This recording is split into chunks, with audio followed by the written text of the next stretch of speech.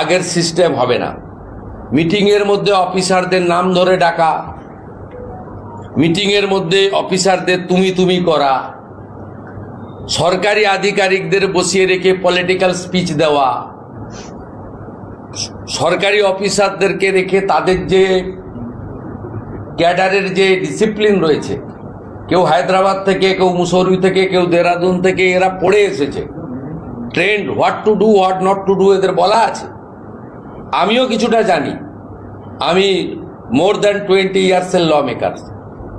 আমি এসব কোশ্চেন আমি আপনাদের বলে দিচ্ছি, প্লিজ পলিটিক্যাল কোশ্চেন আপনারা আমাকে আলাদা করবেন, ইন প্রেজেন্স অফ অফিসার করবেন না, অ্যাডমিনিস্ট্রেটিভ কোশ্চেন করবেন, সবাই দেখলে আর যা যা আছে মাননীয় মুখ্যমন্ত্রী গভর্নমেন্ট ওরিয়েন্টেড করবেন। I will speak. সত্যি কথা।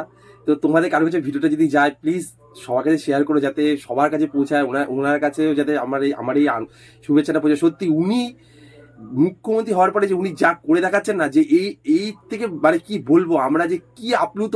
সত্যি কথা, এই যে কথাগুলো উনি বললেন, এগুলো এতদিন মানা হচ্ছিল? তোমরা সবাই বলো। হ্যাঁ, যখন যেখানে যা ভালো লাগলো সে তাই বলা হচ্ছিল। তাকে আমাদের প্রাক্তন মুখ্যমন্ত্রীকে যখন বলা হচ্ছিল, মানে এরকম ভিডিও দেখেছি, সাইড দিয়ে বলছে যে আপনি ভুল বলছেন, কিন্তু সেই কথাটাও সে পাত্তা দিচ্ছিল না।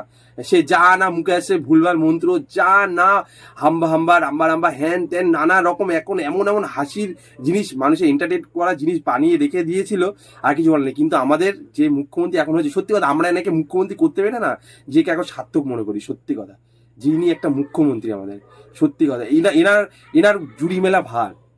আর দ্বিতীয় কথা কি বলুন তো, যে মানুষের সম্মানটা সত্যি দেওয়া দরকার।